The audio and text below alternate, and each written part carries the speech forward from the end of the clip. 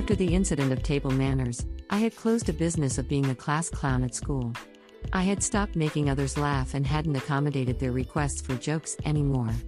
It yielded an immediate effect.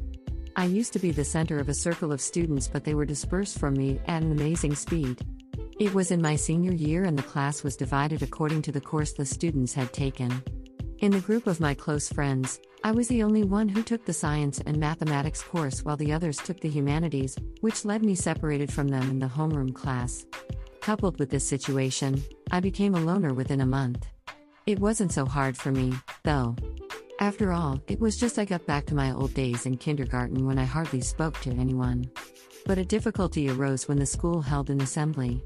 To gather at the hall, the teacher made us to form into a line in pairs at the hallway. The students made a pair with each friend and waited chattering and yapping merrily. I had no one to make a pair and was standing alone silently at the tail of the line. A mere 1 month ago, they would scramble for me to make a pair. I realized how easy it was to become unpopular and how much time and energy I had wasted so foolishly for superficial friendship, thinking back to my long-time effort to become popular at school. Although I was willing to be unpopular again, I couldn't help feeling empty. I tasted bitter loneliness when I saw a girl walking toward me from the head of the line. She stopped in front of me and said, "Would you like to go with me if you're alone?" She was the smartest girl at school who was somewhat shunned by other students because she was too earnest.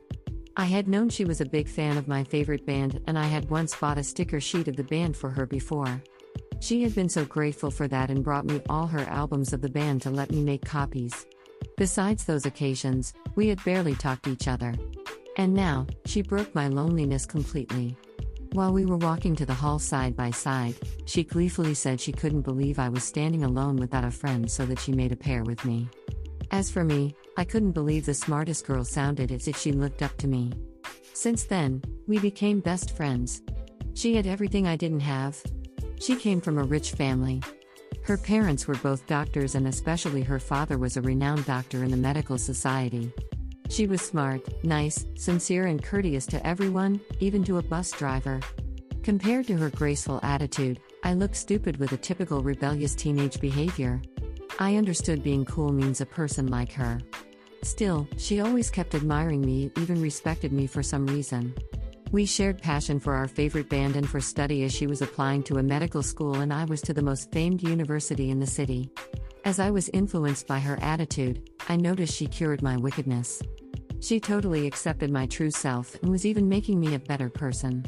I wanted to be like her, but soon I would be taught the hard way that I could never be.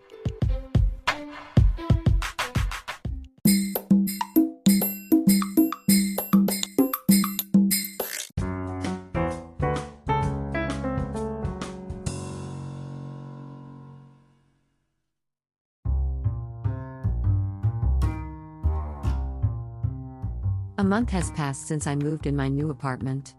Although I've been vigorously unpacking, cardboard boxes have still occupied more than half the living room. My handmade soundproof wall has been completed only on one side of the walls in my bedroom/studio that borders on the next door. The positions of my furniture and instruments have been roughly decided for my studio. My old apartment was built on a light steel framework and had very thin walls. I was disturbed by all kinds of noise, rain, wind, cars, kids, neighbors, crows, helicopters, you name it. As my new apartment is built with reinforced concrete, it was supposed to be a lot quieter. It actually was, but wasn't as much as I had expected. Unknown clanging noise coming from some pipe woke me up for several times, or I heard footsteps form the room above or below. I had probably overestimated reinforced concrete. I know I should be content with much quieter surroundings here, but thinking about having gone through that hard and long process of the move, I want the kind of silence that I had imagined as a reward. I've been telling myself that it may get better when the whole soundproofing is done. Also, I shouldn't forget that there's no such thing as 100% satisfaction in this world after all.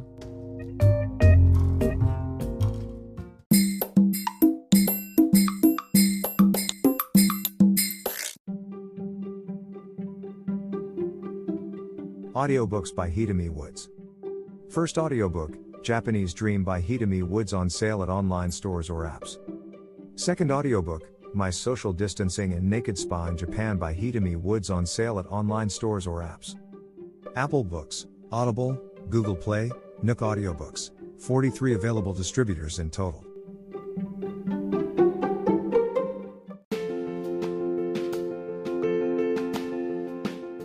Audiobook, The Family in Kyoto, One Japanese Girl Got Freedom by Hidemi Woods on sale at online stores or apps. Apple Books, Google Play, Audible, 43 available distributors in total.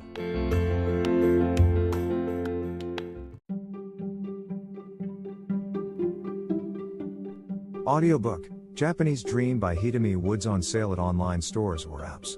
Apple, Audible, Google Play, Nook Audiobooks, 43 available distributors in total.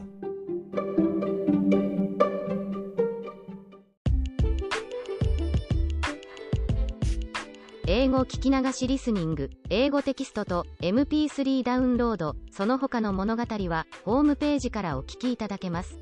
88thpp.com 88thpp.com